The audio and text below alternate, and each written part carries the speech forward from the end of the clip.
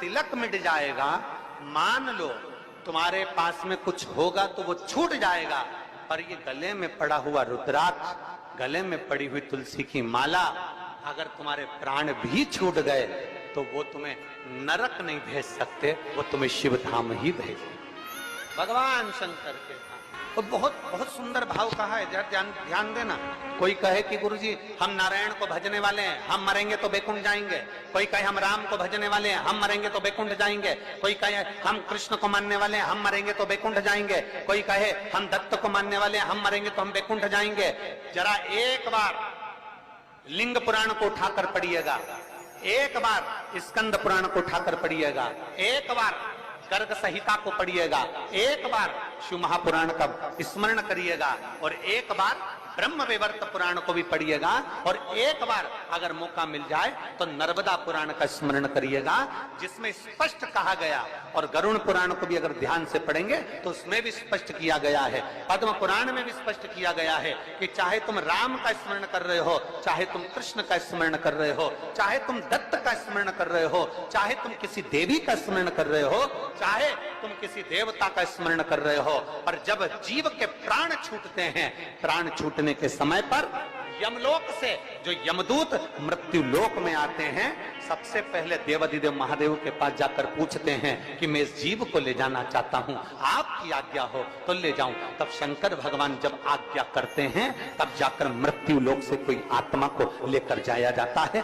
कोई जीव को लेकर जाया जाता है। शिव आज्ञा नहीं करे तो कोई जीव को नहीं ले जाता। राम को भजोगे तो भी आज्ञा शंकर ही करेंगे, कृष्ण को भजोगे तो भी आज्ञा शिव ही। तुम ये मत सोचना कि मैंने चतुर्थी का व्रत करा तो मेरे को माता जी वर दे देंगे, वर भी देना है। आप शनिवार का व्रत कर लीजिए, मंगलवार का व्रत कर लीजिए, सोमवार का व्रत कर लीजिए, आप सारे देवताओं का व्रत कर लो, किसी भी देवी का व्रत कर लो, किसी भी देवता का व्रत कर लो, गणेश जी का व्रत कर लो, चाहे ब्रह्मा जी का व्रत कर लो, चाहे किसी देवता का व्रत कर लो, उसका फल बिना शंकर के पूछे मिल नहीं सकता।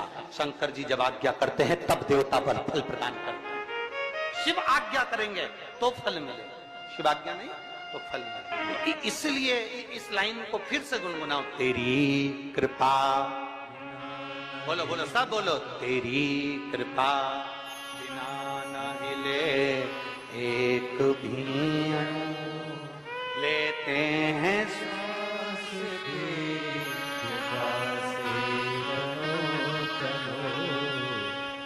बेतवा के तट के लोग, बेतरवती के तट के लोग इतना धीमा बोलते हैं। तो यहाँ तो एक कहावत चलती है, और तुम लोग फिर हम बोलेंगे तो कहोगे कि तुरंत तो दुनिया के लोग कह देंगे महाराज जी तो व्यासपीठ से बोल दी। यहाँ तो एक कहावत चलती है, क्यों तुम क्या बेतवा के तोप हो? तो यहाँ तो कहावत चलती हो, तुम जरा जम के तो बोलो हर हर। तो ये तो तुम्हारे भीतर एक बल उत्पन्न करता है। कोई भी व्रत कर लो, कोई भी अनुष्ठान कर लो, कोई भी पूजन कर लो, कोई भी शरणागति ग्रहण कर लो, बिना शिव के सब खाली है, बिना शंकर के सब खाली है, शिव के बिना सब अधूरा, शंकर के बिना सब सूना। जहां शिव नहीं, जहां शंकर नहीं, वहां इसलिए तेरी कृपा बिना न हिले एक भी अणु, लेते हैं श्वास से तनो तनो। ये शिव की कृपा, ये उसकी उदाहरण। शंकर के मंदिर में एक लोटा जल नहीं चढ़ा सकते, शिव के मंदिर नहीं जा सकते, मस्तक पर त्रिपुंड नहीं लगा सकते। मान लो एक काम करो, अपने गले में एक रुद्राक्ष धारण, एक रुद्राक्ष धारण। अभी जहाँ कथा थी ओमकारेश्वर की कथा में, और एक छत्तीसगढ़ की कथा में हमने कहा था कि माँ अपने बच्चे के हाथ पैर में, माँ अपने बच्चे के हाथ पैर में काला डोरा बांध, अभी कथा में कहा था, आप लोगों ने सुना था। माँ अपने बच्चे के हाथ पैर में गले में काला डोरा बांधती है। क्यों बांध? बच्चे को नजर से बचाने के। फिर हमने कथा में कहा था बचपन में बच्चे के लिए काला डोरा बांधा जाता है, और बच्चा जब बड़ा हो जाए तो बचपन में बच्चे को नजर से निवेदन है कि उसके गले में एक रुद्राक्ष, एक तुलसी की माला जरूर बांध देना।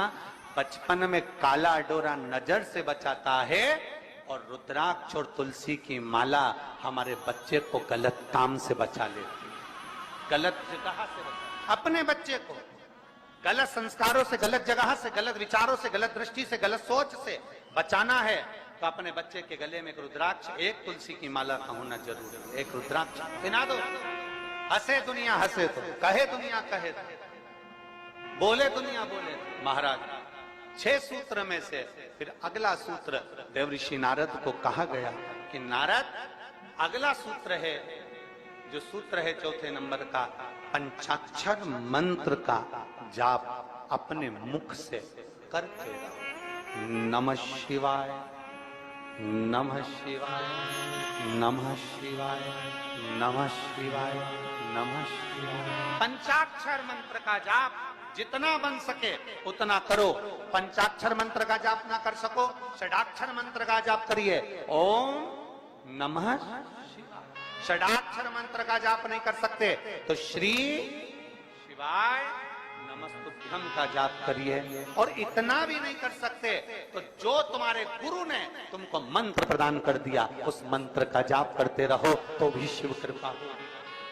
जो दिया पंचाक्षर जपो, षडाक्षर जपो, ना बन सके तो श्री शिवाय हम, एक बार जम के बोलो जरा, श्री शिवाय हम जपिए।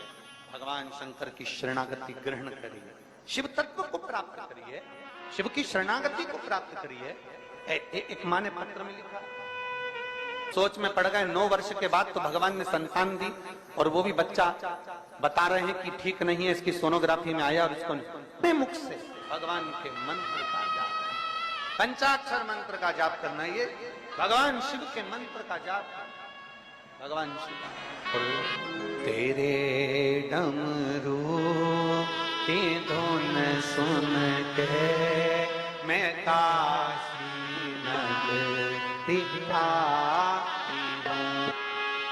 हृदय से बाबा से प्रार्थना। जगह मिले तो बैठ जाओ, ना मिले खड़े रहकर भाव से प्रार्थना। जो पंडाल के अंदर वाले हैं वो लोग तो बड़े भाव से बैठकर बाबा से प्रार्थना करेंगे, दिल से निवेदन।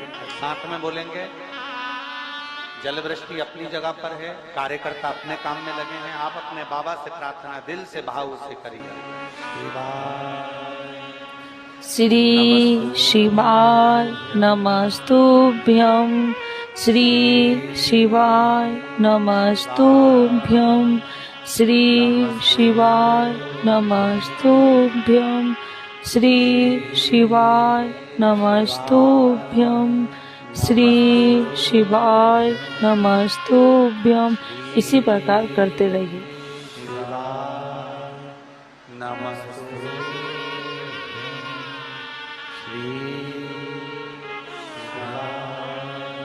नमस्ते भोला सब दुख काटो हमारा, ओ भोला सब दुख काटो हमारा। शिव शंकर जपो तेरी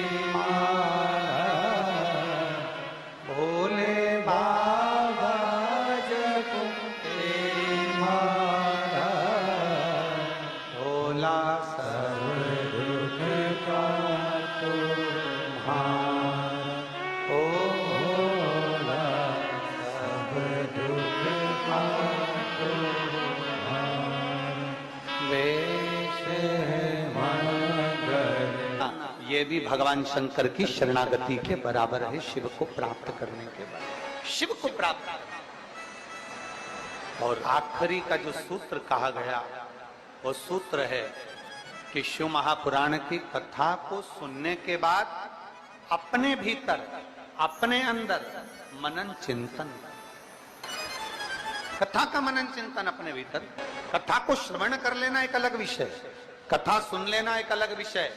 शिव महापुराण की कथा कहती है कि जाना, कथा में पहुंच जाना, कथा में बैठ जाना, कथा में पहुंचकर विनय कर लेना, ये अलग विषय है। परशु महापुराण की कथा कहती है, कथा में पहुंचने के बाद जितना बन सके उस कथा को अपने भीतर उतारना। बोल बम का नारा है, जरा जम के बोल बम का नारा है, उसको अपने भीतर उतार लेना। भगवान शंकर की अविरल भक्ति को अपने भीतर उतार। शिव कथा कर रहे देवजी नारद, ये 6 सूत्र है और इन 6 सूत्र को अगर आप पूरा धारण नहीं कर सकते, शिव महापुराण की कथा कहती है अगर ये 6 सूत्र को आप पूर्ण रूप से अपने ऊपर धारण नहीं कर सकते तो शिव महापुराण की कथा कह रही है कि एक सूत्र अपने अंदर जरूर उतारें। इन 6 में से एक सूत्र भी अगर हमारे भीतर उतर गया तो हमारे देवाधिदेव महादेव को प्राप्त करने में देरी नहीं लगेगी। 6 में से एक सूत्र भी हमारे भीतर, ये आपके ऊपर निर्भर करता है। ये आपके ऊपर निर्भर करेगा कि आप कौन सा सूत्र अपने भीतर उतार। चंदन लगाना है मस्तक पर, त्रिपुंड धारण करना है मस्तक पर, या शिव के मंदिर में 1 लोटा जल चढ़ाना है, या गले में रुद्राक्ष धारण करना है, या पंचाक्षर मंत्र, षडाक्षर मंत्र, या श्री शिवाय नमस्तुभ्यम बोलना है, या भगवान शंकर की कथा को श्रवण करना है, या भगवान शंकर की कथा को श्रवण कर कर अपने जीवन में उतारना। ये आपके ऊपर नहीं, आपके ऊपर। 6 सूत्र में से एक सूत्र अपने भीतर उतारना। शायद देवराज नाम के ब्राह्मण का चरित्र यही कहता है, शायद देवराज नाम के ब्राह्मण का चरित्र यही कहता है कि 6 सूत्र में से देवराज नाम के ब्राह्मण ने एक सूत्र अपने अंदर उतार लिया। और वो सूत्र कौन सा था कि चोरी का धन लेकर जा रहा है, चोरी का सामान उसके साथ में है, चोरी के आभूषण उसके साथ में है, और उसने एक सूत्र अपने अंदर उतारा कि चोरी का भी धन उसके साथ था तो भी भगवान शंकर के मंदिर में जाकर, भगवान शिव के मंदिर में जाकर बैठ गया। 6 सूत्र में से एक सूत्र है शंकर की शरणागति, शंकर का द्वार, शंकर की। देवराज था ब्राह्मण, ब्राह्मण कुल में जन्म भी ले लिया,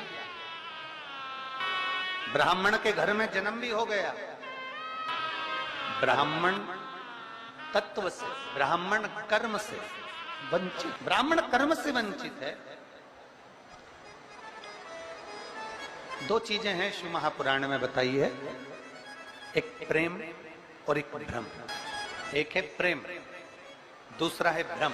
प्रेम बिखरे हुए को भी जोड़ देता और भ्रम कोई जुड़े हुए भी होते हैं तो उनको तोड़ देता। एक प्रेम और एक भ्रम। प्रेम कोई हमारा दुश्मन भी है, कोई गलत भी है, कोई बेकार भी है, तो प्रेम उसको जोड़ने का कार्य करता है, प्रेम उसको संजोने का कार्य करता है, प्रेम उसको जोड़ने का कार्य करता है। एक प्रेम और एक भ्रम। प्रेम जोड़ रहा है और भ्रम तोड़ रहा है। प्रेम का काम है जोड़ना। कोई बिखर गया, कोई चले गया।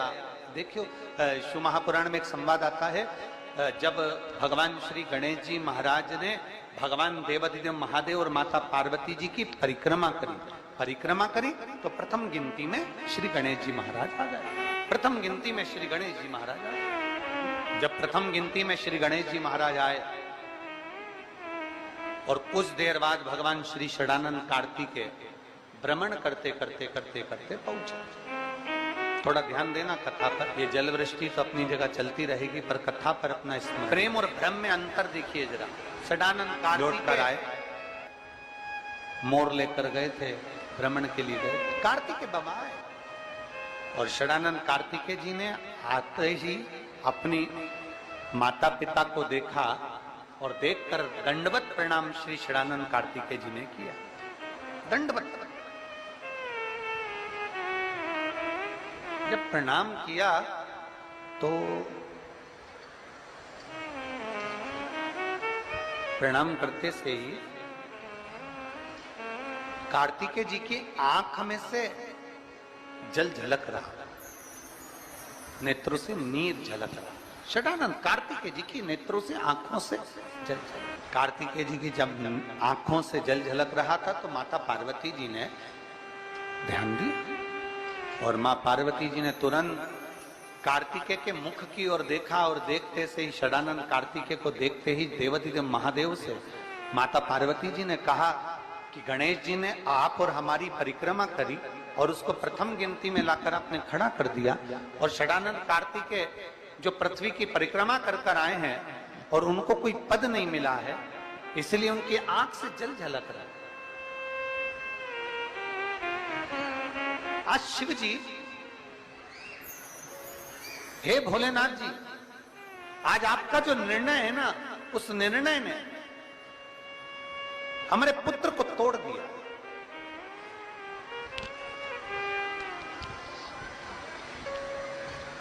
आज जो आपका निर्णय, इस निर्णय ने हमारे बेटों को तोड़ दिया। ये निर्णय कोई श्रेष्ठ नहीं हुआ, और निर्णय ब्रह्म हो गया। ब्रह्म।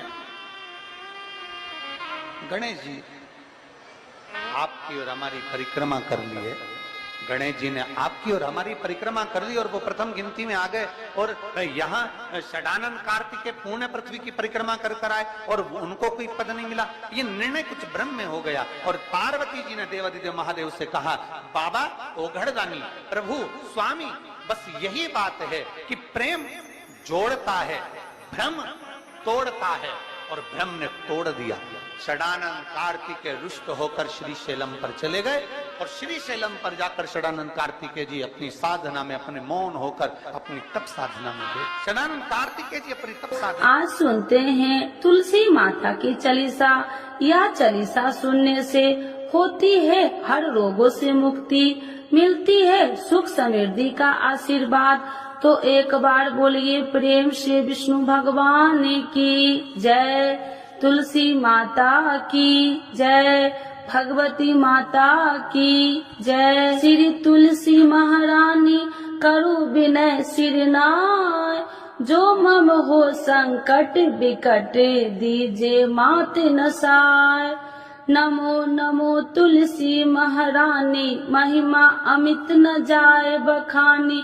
दियो विष्णु तुमको सम्माना, जग में छायो सुयस महाना। विष्णु प्रिय जय जयंती भवानी, तिहु लोक की हो सुख खानी। भगवत पूजा करे जो कोई, बिना तुम्हारे सफल न हो। जिन घर तब नहीं होए निवासा, उस पर करे विष्णु नहीं वासा। करे सदा जो तब नित्य सुमरन, ते ही के काज होए सब पूर्ण। कार्तिक मास महात्म्य तुम्हारा, जाको जानत सब संसारा। तब पूजन जो करे कुमारी, पावे सुंदर वर सुकुमारी। करे जो पूजा नित प्रति नारी, सुख संपत्ति से होए सुखारी।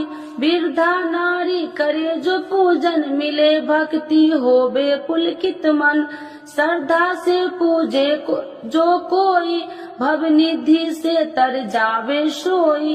कथा भागवत यज्ञ करावे, तुम बिन नहीं सफलता पावे।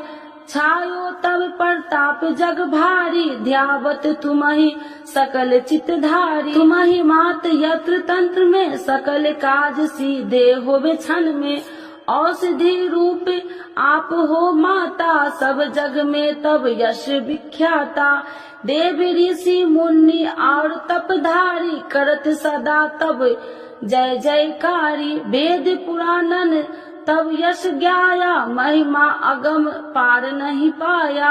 नमो नमो जय सुख कारिणी, नमो नमो जय दुख निवारिणी। नमो नमो सुख संपत्ति देनी, नमो नमो अख काटन छेनी।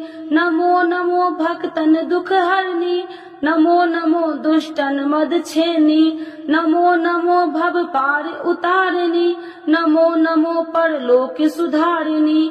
नमो नमो निज भक्तन उबारिणी, नमो नमो जन काज सवारिणी। नमो नमो जय कुमति नशावनी, नमो नमो सब सुख उपजावनी। जयति जयति जय तुलसी माई, ध्याऊ तुमको शीश नवाई। निर्जन जानी मोहि अपनाओ, बिगड़े काज आप बनाओ।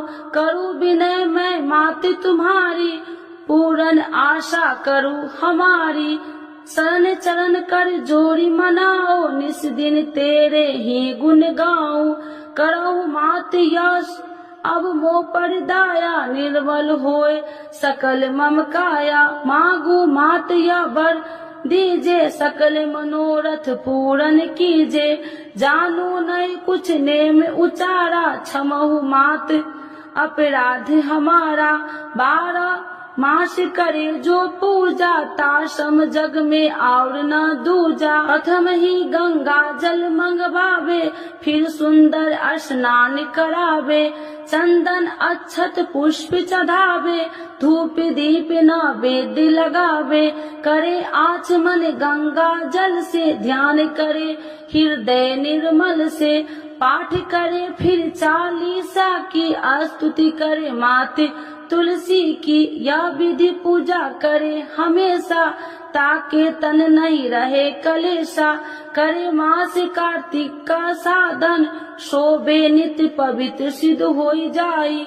है यह कथा महासुखदाई पढ़े सुने सो भव तर जाई। यह श्री तुलसी चालीसा पाठ करे जो कोई। गोविंद सो फल पावही जो मन इच्छा होई। तो एक बार बोलिए प्रेम से विष्णु भगवान की जय। तुलसी माता की जय। भगवती माता की जय। सर्व देवी देवताओं की जय।